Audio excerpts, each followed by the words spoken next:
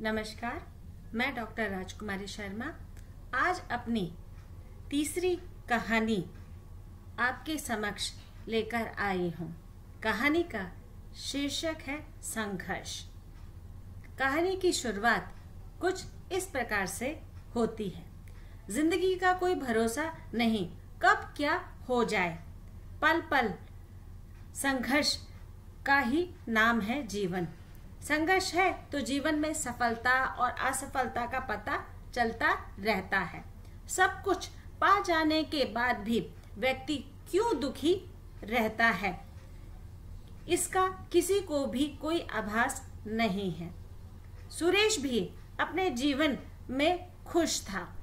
पहली कक्षा से लेकर 12वीं कक्षा तक कड़ी मेहनत करने के बाद दिल्ली के जाने माने कॉलेज में दाखिला तो मिल गया, पर शायद आगे चलना थोड़ा सा मुश्किल हो रहा था। ग्रामीण वातावरण से आया व्यक्ति कॉलेज की व्यवस्था में अपने आप को स्थिर नहीं कर पा रहा था। उसके वातावरण में अपने आप को बंधा हुआ महसूस कर रहा था।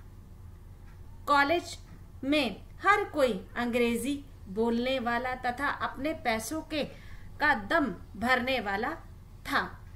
एक साल तो जैसे तैसे कॉलेज का पूरा कर लिया, लेकिन बाद के 2 साल बिताना थोड़ा सा मुश्किल हो गया था।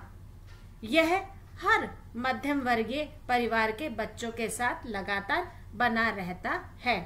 जीवन में इच्छाएं, सपनों को पूरा करने के लिए लगातार कड़ी मेहनत से व्यक्ति प्रयास करता रहता है। दिल्ली जैसे शहर में हाई फाई कॉलेज और उनके टीचर्स की भी एक अलग रणनीति काम करते हुए दिखाई देती है। सुरेश ने बीच में ही कॉलेज छोड़ने का मन बना लिया था। कॉलेज में टीचर्स का लेक्चर्स भी कुछ ज्यादा समझ में नहीं आ रहा था। सुरेश ने सोचा कि यहाँ रहकर साल खराब करने से अच्छा है मैं अपने गांव ही जाकर पढूं। वहाँ का वातावरण भी मेरे अनुकूल है, पढ़ाई भी मेरे अनुकूल ही है। सुरेश कॉलेज से जाने लगा। तभी उसकी मुलाकात वहाँ के हिंदी के प्रोफेसर सतीश सर से होती है। सुरेश रुकता है और सर को प्रणाम करता है। सर भी उत्तर में प्रणाम कहते हुए बोलते हैं कि कहाँ जाने की तैयारी हो रही है सुरेश?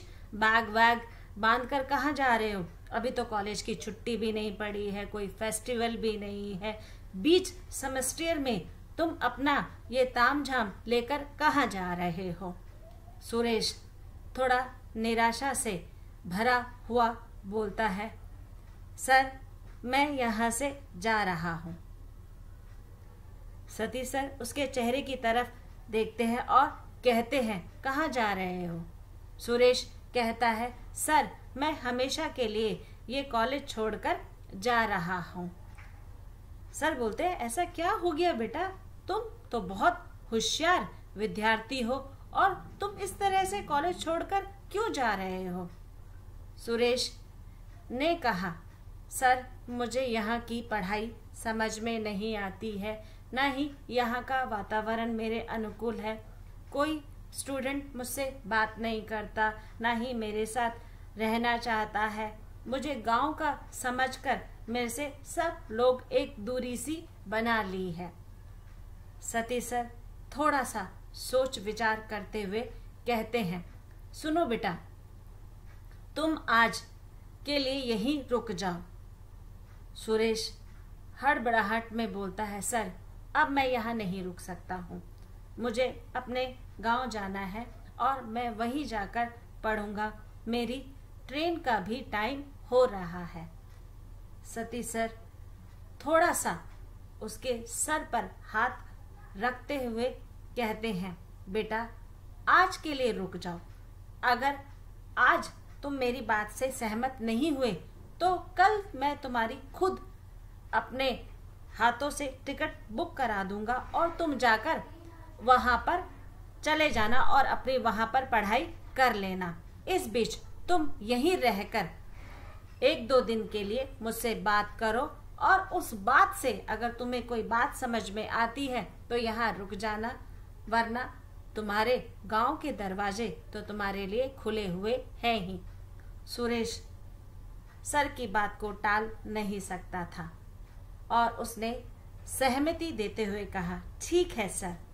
सर ने अपने घर की चाबी उसे पकड़ाते हुए कहा, ये मेरे घर का एड्रेस है और तुम वहां पर जाओ, नहाओ धो, हाथ मुंह धोकर, खाना भी वहां बना हुआ रखा है, खाओ और मैं शाम को मिलता हूँ। यह कहकर सतीश सर अपने कामों में व्यस्त हो गए और सुरेश उनके घर की तरफ चल दिया।